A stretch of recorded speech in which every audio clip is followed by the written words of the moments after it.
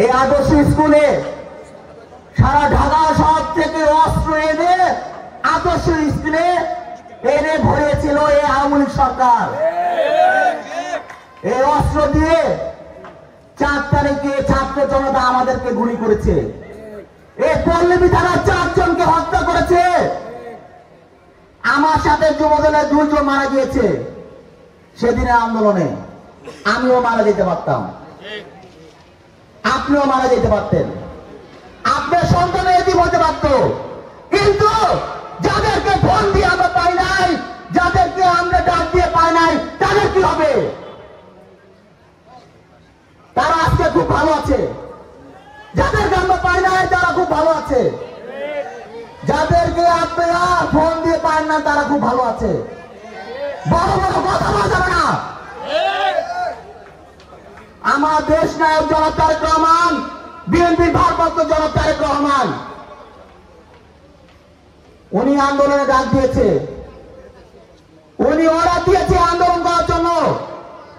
ওনার order মেনে আমরা ঢাকা মহানগর উত্তর যুবদল আমরা কর্মীদেরকে বলেছি, থানা লেভেলকে বলেছি, ইউনিট লেভেল পর্যন্ত ফোন দিয়েছি, ওয়ার্ড লেভেল পর্যন্ত ফোন দিয়েছি।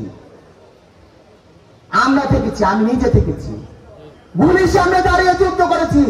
আমি আমার সন্তানের কথা চিন্তা করি নাই, আমি আমার বউর কথা চিন্তা করি নাই, আমার 3টা সন্তানের কথা চিন্তা করি নাই যে আমি মরে গেলে আমার সন্তানদেরকে দেখবে। আমি চিন্তা করেছি এই দেশের মানুষের কথা, এই রাষ্ট্রের কথা। বিএনপি ভারপ্রাপ্ত চেয়ারম্যান জনাব তারেক রহমান অর্ডার দিয়েছে, তার কথা চিন্তা করেছি। আজকে যদি এই স্বৈরাচারী সরকার শেখ হাসিনা বেঁচে থাকতো, তাহলে আমরা যারা আন্দোলন করেছি, এখানে যারা মঞ্চে আছে, যারা আমার সামনে আমার কর্মী বন্ধুরা, যারা ভাইরা উপস্থিত আছে, তাদের কি হাল হতো বলেন? কে বেঁচে থাকতো না? হ্যাঁ, বেঁচে থাকতো কে? বেঁচে থাকতো যারা ফোন দিয়ে, যাদেরকে আমরা পাই নাই, তারা বেঁচে থাকতো। তারাই বলতো শেখ হাসিনাকে যে আপনার এই আন্দোলনে আমরা উপস্থিত ছিলাম না, আমরা বিএনপির আন্দোলন প্রত্যাখ্যান করেছি, তাই এই আন্দোলনে আমরা উপস্থিত ছিলাম না। তারা বলতো, তারা তখনও তারা ভালো থাকতো, এখনো তারা ভালো আছে। আর যারা এই দলের ত্যাগী নির্যাতিত, যারা না খেয়ে আমার ভাইরা এখন পর্যন্ত বসে আছেন আমার বক্তব্য শোনার জন্য, বিএনপির ভারপ্রাপ্ত চেয়ারম্যান নির্দেশ করে আমি যে বক্তব্য পেশ করব, আমার কথা শোনার জন্য যারা বসে আছে, তারা এই দলের ত্যাগী, তারা এই দলের নির্যাতিত কর্মী। প্রিয় বন্ধুরা, এখানে ইউনিট লেভেলের নেতৃবৃন্দ আছেন, ওয়ার্ড লেভেলের নেতৃবৃন্দ আছেন। আমি অনেক কষ্ট করে রাজনীতি করে, রাস্তায় রাস্তায় ঘুরে, আন্দোলন করে, গুলির মুখে দাঁড়িয়ে অনেক কষ্ট করে এই পর্যায়ে এসেছি। আপনাদেরকে আসতে হবে। আমি চাই আমি যখন রাজপথে আমার দলের নির্দেশ মেনে চলতে পারি, আমি চাবো ওইরকম একটা ছেলে নির্দেশ মেনে চলুক।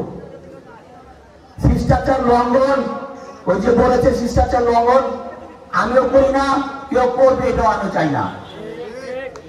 যুবদল চুপে চলবে যুবদলের ধারাবাহিকতায়। আমি কখনো বলি না যে তুমি দোষ করেছো তো তাকে দোষী বলি যে তুমি দোষ করেছো, তুমি সংশোধন।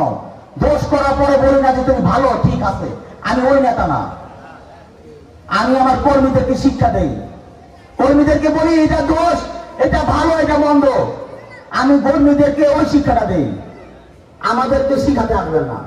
ঢাকা মহানগর উত্তর যুবদল অত্যন্ত সুশৃঙ্খল, অত্যন্ত শৃঙ্খলার সাথে চলে। এটা বিএনপি ভারপ্রাপ্ত চেয়ারম্যান জনাব তারেক রহমানের পছন্দ করা এই ঢাকা মহানগর উত্তর যুবদলের কর্মী দিয়েছে।